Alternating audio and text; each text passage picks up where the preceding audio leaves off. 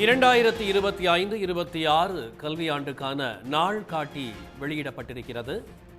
September 18 முதல் 26ஆம் தேதி வரை காலாண்டு தேர்வுகள் நடைபெறும் என பள்ளிக் கல்வித்துறை அறிவிப்பு வெளியிட்டிருக்கிறது.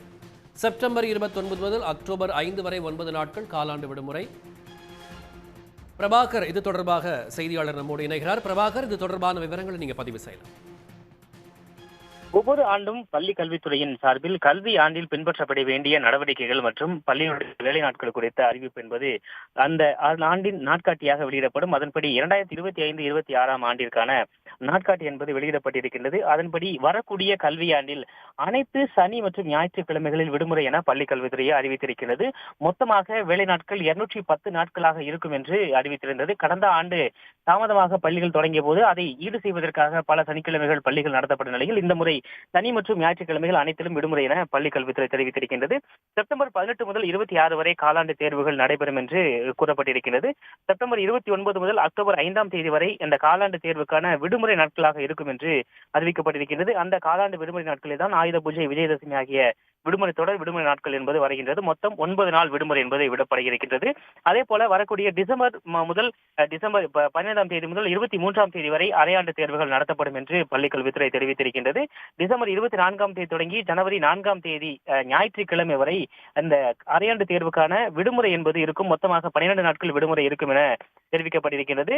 ஜனவரி 14ஆம் தேதி அந்த பொங்கல் என்பது தொடர்ச்சியாக அதிலிருந்து மொத்தம் 5 நாட்கள், அதாவது 14 முதல் 18 வரை அந்த வார இறுதி வரை விடுமுறை, பொங்கல் விடுமுறையானது இருக்கும் என்று தெரிவிக்கப்பட்டிருக்கின்றது. அதே போல அடுத்த ஆண்டு ஏப்ரல் 10ஆம் தேதி முழு ஆண்டு தேர்வு என்பது 1 முதல் 9ஆம் வகுப்பு மாணவர்களுக்காக அந்த விடுமுறை, அந்த தேர்வு என்பது தொடங்கும் என்று கூறப்பட்டிருக்கின்றது.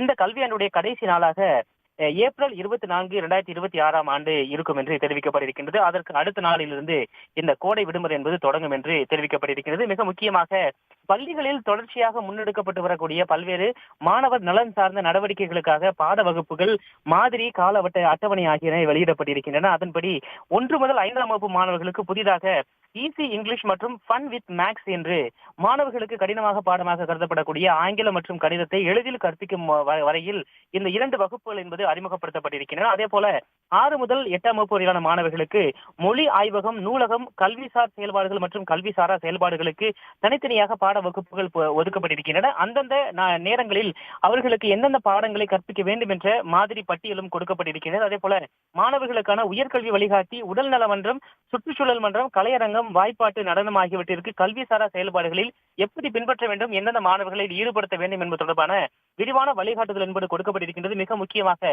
11 மற்றும் 12ஆம் வகுப்பு மாணவர்களுக்கு இந்த உயர்கல்வி வழிகாட்டியுடன் மனநல மற்றும் வாழ்வியல் திறன் ஆகியவற்றிற்கான வகுப்புகள் என்பது ஒதுக்கப்பட்டிருக்கின்றது.